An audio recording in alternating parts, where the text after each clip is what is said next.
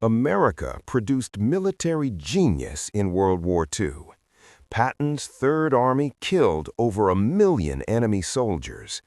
Bradley commanded the largest American force in history without losing a single planned battle. But for every genius, there was a disaster. 5 American generals proved that incompetence wears stars just as easily as brilliance. 5 commanders whose decisions killed thousands of Americans that better leadership would have saved. This is the definitive ranking of the 5 worst American generals of World War II. Number 5. Ignored every warning and paid with many American lives. Number 1. Hid in a bunker 70 miles behind his lines while 6,500 soldiers were slaughtered. These generals didn't just lose battles, they betrayed every man who believed rank meant competence. Number 5. Lieutenant General Walter Short, the general who parked his planes in rows. When the first Japanese bomb fell on Pearl Harbor, 231 American aircraft sat parked, wingtip to wingtip, in perfect rows at the center of 3 airfields, not dispersed for protection, not hidden in revetments, arranged like dominoes so one strafing run could destroy dozens. Lieutenant General Walter Short made this decision, and his choice to prioritize sabotage prevention over air defense killed 2,043 Americans in 2 hours. Short stood in his headquarters at Fort Shafter, watching the sky fill with Japanese aircraft, 183 bombers and fighters in the first wave, 170 in the second. They attacked every American military installation on Oahu. Short commanded 43,000 Army troops and 231 aircraft tasked with defending Hawaii. He had been warned multiple times that Japanese attack was likely. Instead, he parked aircraft in tight rows for easier guard duty. He left ammunition locked in storage. He didn't activate radar stations. He didn't deploy anti-aircraft batteries. When the Japanese came, his forces were destroyed on the ground. 188 American aircraft destroyed. 155 damaged. The worst defeat in American military history. Walter Campbell Short was born in Illinois in 1880. West Point, class of 1902. By February 1941, he commanded the Hawaiian Department. His job was defending Pearl Harbor from attack. Short had every resource needed.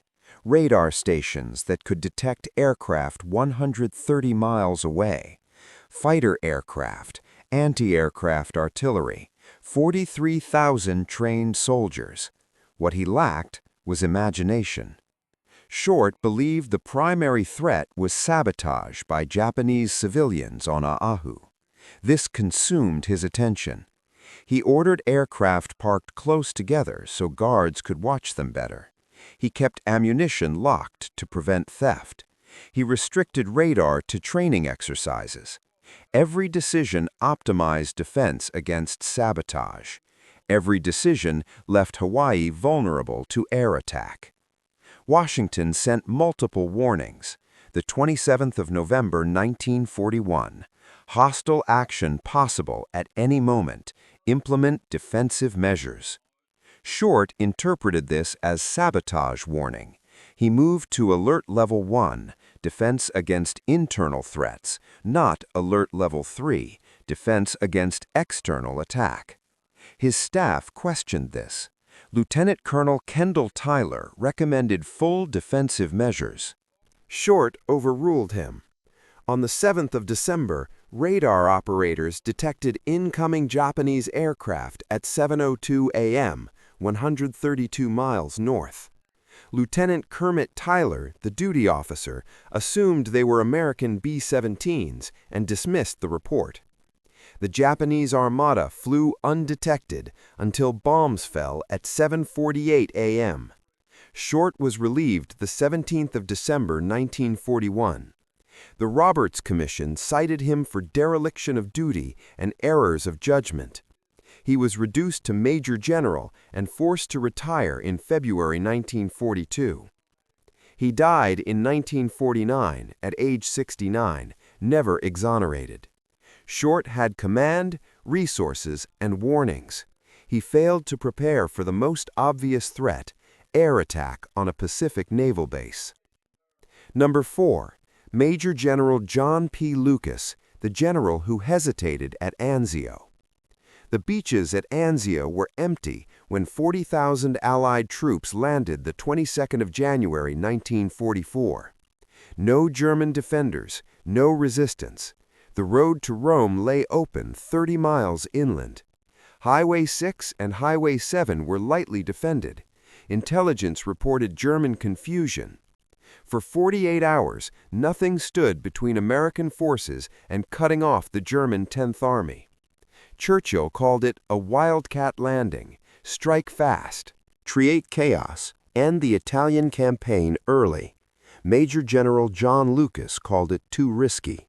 For 7 days, he didn't advance a single mile. Lucas stood on USS Biscayne watching his troops land unopposed, then ordered them to fortify the beachhead instead of advancing. While Lucas built defenses, Germans rushed 8 divisions to Anzio. The Wildcat became a siege. 4 months of brutal fighting, 43,000 Allied casualties. Lucas was relieved the 22nd of February for failure to exploit initial success. Joan Porter Lucas was born in West Virginia in 1980, West Point class of 1911. By 1943, he commanded Vici Corps in Italy. Lucas was cautious. He believed in thorough planning and adequate resources. These qualities made him an excellent trainer, but a poor choice for Anzio. Operation Shingle required aggressive action. Land behind German lines, move fast, force them to retreat. Success depended on speed. Lucas received these orders and immediately expressed doubts. He believed 40,000 troops weren't enough. He needed 90,000. His superior, Lieutenant General Mark Clark, told him to execute as planned. Lucas obeyed, but his pessimism infected his staff. That meant that 22nd of January landings were nearly unopposed. German forces numbered fewer than 1,000 troops. Allied forces outnumbered them 40-1. Highway 6 and Highway 7 were open. Lucas had a 48-hour window before German reinforcements arrived. Instead of driving inland, Lucas fortified the beachhead. He established supply dumps, positioned artillery, prepared defensive positions. His reasoning was logical. If he advanced too fast and got cut off, the force would be destroyed. But while Lucas built defenses, the Germans moved 8 divisions to Anzio. By the 29th of January, the situation had reversed. Germans surrounded the beachhead. On the 16th of February, they launched a massive assault. 2 panzer divisions, 4 infantry divisions. Allied lines buckled. Lucas called for naval gunfire. The counterattack stalled, but the beachhead remained surrounded. Lucas was relieved the 22nd of February 1944. Major General Lucian Truscott replaced him and immediately went offensive, but the opportunity was lost. The Anzio beachhead remained static until late May. The campaign that should have ended in January didn't conclude until June. Lucas returned to the United States commanding 4th Army until retirement in 1946. He died in 1949 at age 59. His failure at Anzio became a case study of what happens when a commander prioritizes caution over aggression in situations requiring bold action. Number 3. Lieutenant General Leslie McNair, the general killed by his own Air Force. The highest-ranking American officer killed in combat during World War II didn't die fighting the enemy. He died when 500 American heavy bombers dropped their payload on American positions. Lieutenant General Leslie McNair, commander of Army Ground Forces who trained 90 divisions for combat, was killed instantly by American bombs along with 111 other American soldiers, the worst friendly fire incident in American history. But McNair's death wasn't just tragic, it was symbolic. His training methods had been killing American soldiers for 2 years. McNair stood in a forward observation trench near Saint-Bleu, France, watching American heavy bombers approach Operation Cobra, the breakout from Normandy. McNair wanted to observe how his training performed in combat. The bombs fell short. His trench took a direct hit. Leslie James McNair was born in Minnesota in 1883. West Point class of 1904, first in his class. By 1942, he commanded Army ground forces responsible for training all Army ground combat units. McNair's philosophy emphasized speed and aggression. Infantry should attack immediately without waiting for artillery or air support. His armored tactics emphasized light tanks over heavy tanks, believing American industry couldn't produce heavy tanks fast enough. These theories look good in training. They failed in combat. German forces used heavy tanks, Panthers, Tigers. Their armor was thicker, guns more powerful. American light tanks couldn't penetrate German armor, but German tanks destroyed American tanks easily. At Kasserine Pass, German tanks decimated American armor. At Normandy, the pattern repeated. Sherman tanks faced Panthers and Tigers. Kill ratios favored Germans 3-1. McNair's light armor doctrine was killing American tankers. His infantry tactics were worse. McNair believed aggressive infantry charges could break defensive positions. He de-emphasized combined arms coordination. This worked against poorly trained opponents. It failed against veteran German units. American infantry divisions suffered casualty rates 40% higher than British divisions because British forces used extensive artillery preparation. American forces trained by McNair attacked with minimal artillery support. The Operation Cobra friendly fire incident exemplified McNair's failures. He'd requested short bomb runs, bombers flying low, dropping bombs yards from American lines. Air Force planners warned this was dangerous. McNair insisted he wanted to observe American forces exploiting the bombing. Instead, he was killed by it, along with 111 Americans who died because McNair's theories prioritized aggression over coordination. McNair's death was kept secret for 6 weeks. Finally announced in September 1944, he was posthumously promoted to full general and buried in Normandy American Cemetery. His training methods were gradually replaced as the war continued. Combined arms doctrine replaced infantry-centric tactics. Heavier tanks entered production, but 90 divisions had been trained using McNair's flawed theories. Those divisions paid the price in blood. Number 2. Major General Edwin Forrest Harding, the general who lost Buna.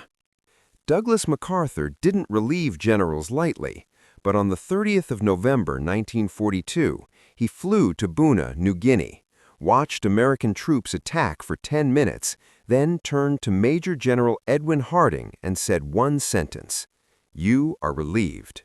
No explanation, no hearing. Harding's 32nd Infantry Division had been attacking for 17 days, 7,000 American troops against 3,000 Japanese defenders.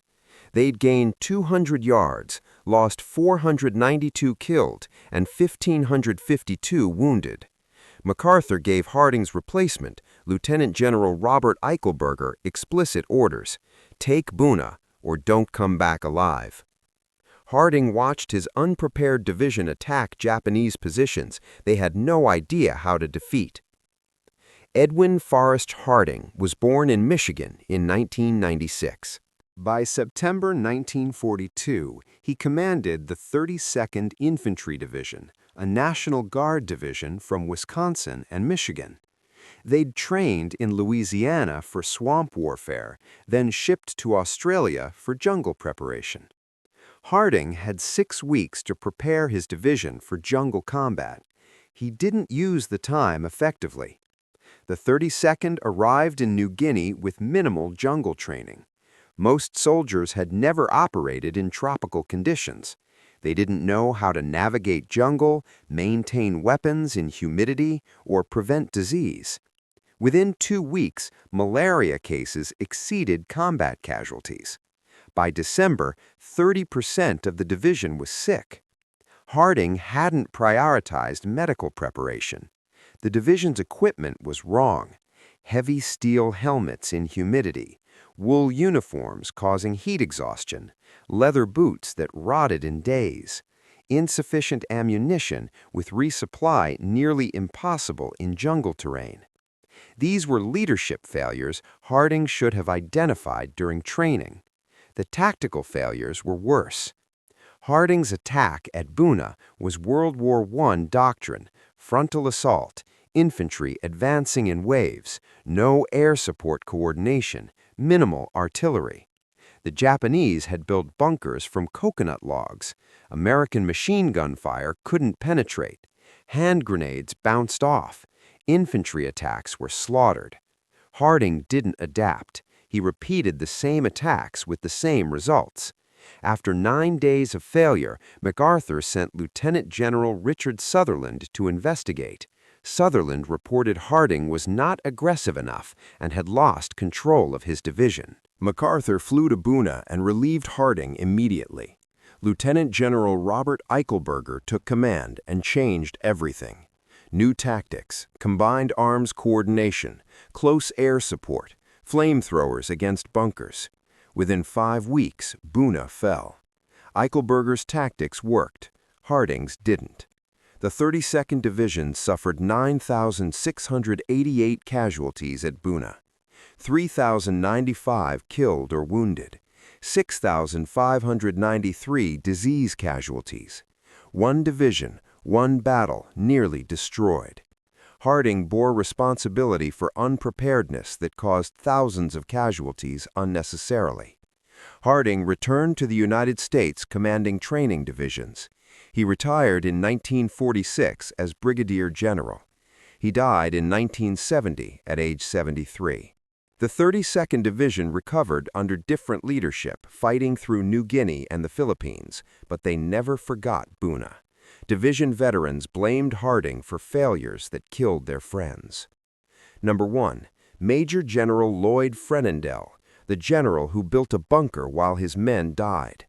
While 40,000 American soldiers fought Rommel's Africa Corps in Tunisia, their commanding general sat 70 miles behind the lines in an underground bunker, ordering engineers to make his private quarters more comfortable. Major General Lloyd Fredendall commanded 2 corps. His soldiers were dying at Kasserine Pass in America's worst defeat in the European theater. Fredendall worried about whether his bomb-proof shelter had adequate anti-aircraft defenses. He'd spent 3 weeks ordering an entire engineer battalion to blast tunnels into a ravine wall. Meanwhile, he issued orders in a personal slang code nobody could understand and refused to visit his troops. The result was 6,500 American casualties, 4,000 captured, and Fredendall's name becoming synonymous with incompetence. Fredendall sat in his underground fortress reading reports that German forces were destroying his corps. Lloyd Arston Fredendall was born in Wyoming in 1883. He failed out of West Point twice, finally receiving his commission in 1907. By December 1939, he was Brigadier General. By October 1940, Major General. His rise was rapid. General George Marshall called him one of the best and recommended him to Eisenhower for major command in North Africa. Operation Torch, the Allied invasion of North Africa, began the 8th of November 1942.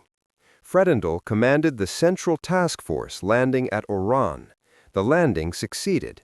Fredendall was promoted to command 2 corps with the mission of advancing through Tunisia and capturing Tunis. Fredendall should have prepared defenses. Instead, he focused on his headquarters.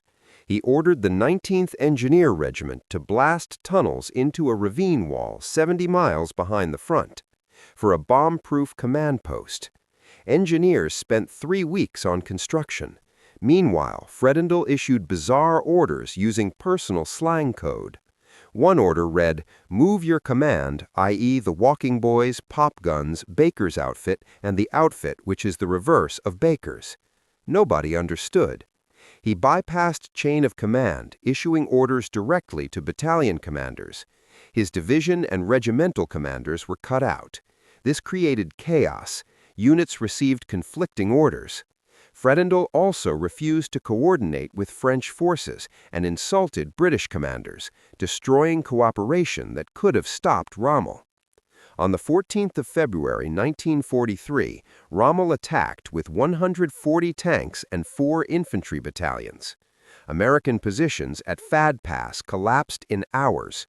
Fredendall sent reinforcements piecemeal, 1 unit at a time, no coordination. German forces destroyed them individually. On the 19th of February, Rommel attacked Kasserine Pass. American defenders were outnumbered and outgunned. They fought bravely, but without coordinated support. They were overwhelmed. By the 22nd of February, Germans had penetrated 50 miles into Allied territory. Eisenhower visited the front, the 13th of February, and was appalled.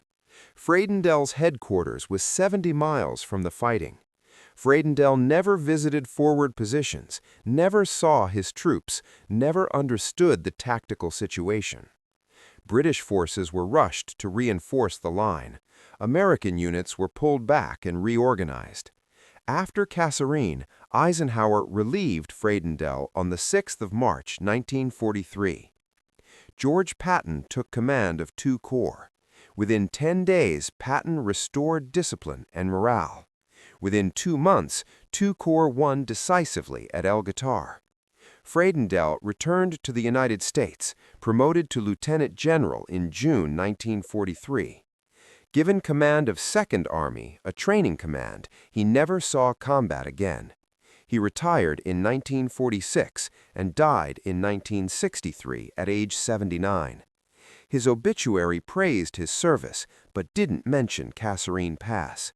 Military historians remember, Fredendall is universally considered the worst American general of World War II. Incompetent, cowardly, focused on personal comfort while his soldiers died. The Battle of Kasserine Pass cost 6,500 American casualties, most preventable with competent leadership. These 5 generals failed when their country needed them most. Short didn't prepare for obvious threats. Lucas hesitated when aggression was required. McNair trained divisions using flawed tactics. Harding led unprepared troops into combat. Fredendall hid in a bunker while his men died. But their failures taught lessons. The Army learned from these mistakes. Later commanders studied what went wrong. Thousands of American lives were saved because future generals learned from the catastrophic failures of these 5 men.